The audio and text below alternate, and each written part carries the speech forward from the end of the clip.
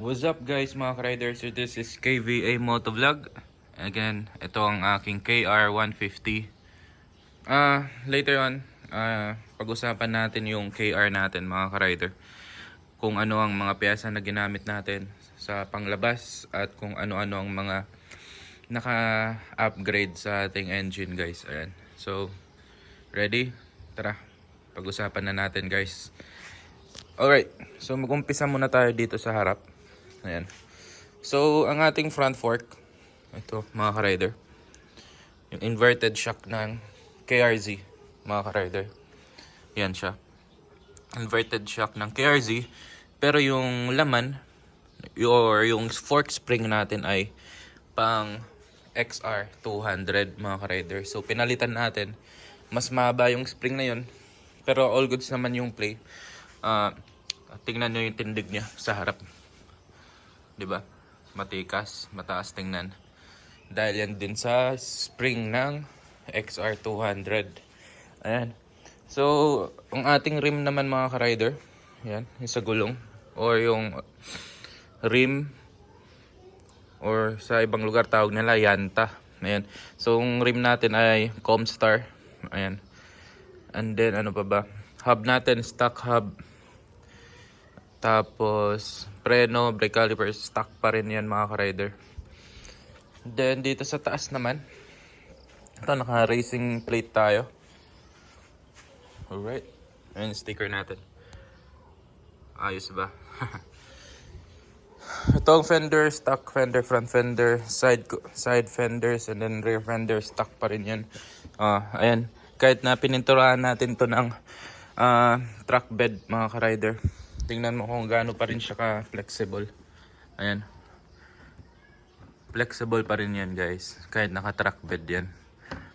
Alright. Tapos ayun, naka-ano tayo sa seat. Naka-plus tayo ng foam. Ayan. Makikita nyo na may pagkadagdag. Para medyo makapal at tumaas at pumantay sa tangke. Tapos sa front fender. Rear fender. Alright. Tapos dito naman. Ito. Pangharap. So, naka-original handlebar tayo na rental. Ayan. Rental. Made in... Ayan guys. Made in UK. Ayan. So, in order, binili lang natin yan dito sa Tarlac dun sa isa sa mga kilalang motocross rider na si John Mascarenhas. John Mascarenhas Technology. Alright. And then, ang ating levers, clutch lever, and then front brake lever is naka ASV. Unbreakable lever tayo mga ka-rider. Ayan. So, pag naalanganin o natumba, is mag-fold lang siya. Ayan. Tapos, ang ating, ito guys, quick throttle, domino. Ayan. So, rubber lang po ito. May cover siya. Ayan. Protection to guys sa water or sa ano pa mang buhangin, mga ganyan. Tapos putik. Ano pa. Ayan. Bali itong ating ano, cable. Brake cable. Papunta sa brake caliper. Tapos brake master. Pang ibang motor to eh. Hindi ko na malala, matagal na yun eh. Pero mahaba kasi to eh. Mapapansin nyo, mataas siya. Nandito siya sa pinakatuktok ko. Hindi ko na malala mga rider sense. Alright, punta naman tayo dito sa likod. O, dito naman tayo sa gitna. Itong monoshock natin sa likod, yan mga ka-rider. Naka Nippon, Kayatama, monoshock po tayo mga ka-rider. Which is sobrang ganda ng plate. Grabe, wala akong masabi. Sobrang ganda niya mag-bounce. Malayo siya compare sa ibang mga nabibili na stock na pang KR old na monoshock. Pero ito solid talaga, maganda talaga. And then ito naman tayo sa sprocket set natin. Alright, so sa sprocket set natin mga rider. Ngayon. So naka 43 ako.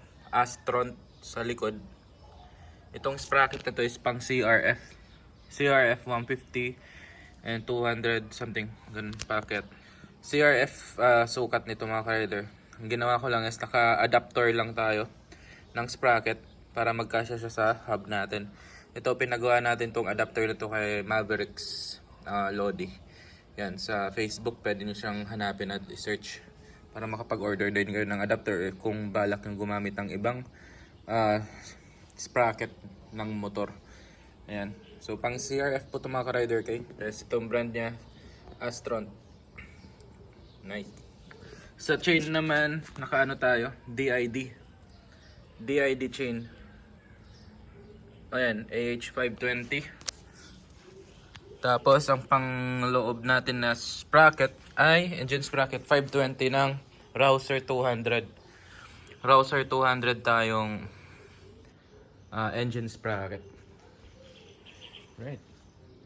So, sa panglabas, ito naka-aftermarket pipe lang. Naka-aftermarket pipe tayo. Ayan. Akrapovic Kumari. Which is nabili ko lang ata yan worth 1,200 sa online. Tapos itong handle grips, sobrang lambot niyan guys. Tapos makapit siya sa gloves. Grabe. Ayan o, nakikita nyo. Sorry, medyo madumi lang. Hindi ko pa nalinisan. Naka-navy tayo guys. Ayan, navy handle grip. So far, yan lang naman yung nangyari or nakakabit sa accessories ni KR. And dito naman tayo sa makina. Ito pa pala. Unbreakable shifter pang CRF. Nice. So, may parating or nagbabalik pa lang tayo guys. Magbabalak tayo na ipaayos natin tong footrest natin. Paatras natin konti. So, sana magawa natin ng content yun mga ka-rider. Okay, dito na tayo sa engine components, carb. Okay, umpisa natin sa carb. So, ang ating carb mga ka-rider is, pakita natin. Ang carburetor na gamit natin guys is, ayan, 200cc. PZ30. Ayan, pang SSX 200 ng Rusi. Pang 200cc. So gumamit ako ng 200cc na carb, pang 200cc na carb dahil yung setup ng makina natin is naka 200cc tayo mga ka-rider. Ayan. Right, sandal ulit natin. So ayan, mag-umpis tayo dito. Magneto stock. Stock magneto lang tayo mga ka-rider. Sigunyal. Side bearing. Ayan, stock. Tapos, yung mismong sigunyal natin is pang TMX 155 Honda. Tapos, pina-align na natin or pinapa-balance. Tapos, pina-machine shop natin yung banda dito sa may magneto para mag-fit yung magneto ni KR. And then, connecting rod.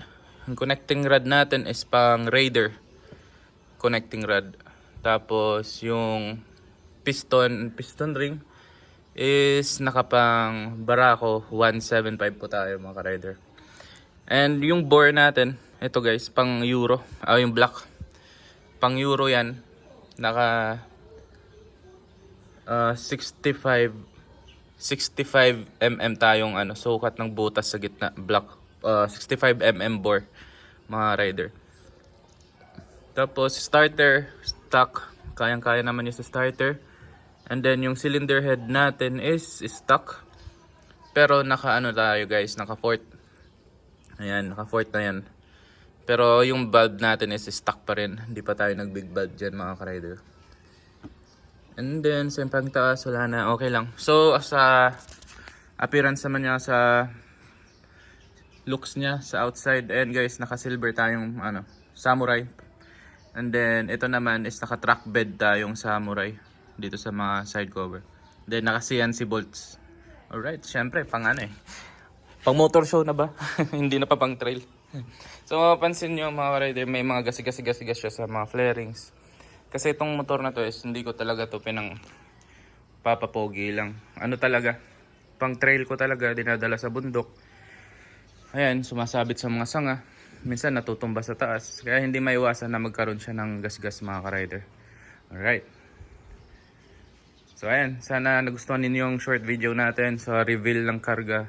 And ayan guys, so hindi pa kayo nakasupport or nakafollow sa aking page dito sa Facebook at YouTube. Ayan, do sa Facebook ay follow nyo lang ako, i-like nyo lang page ko, KVA Motovlog Official.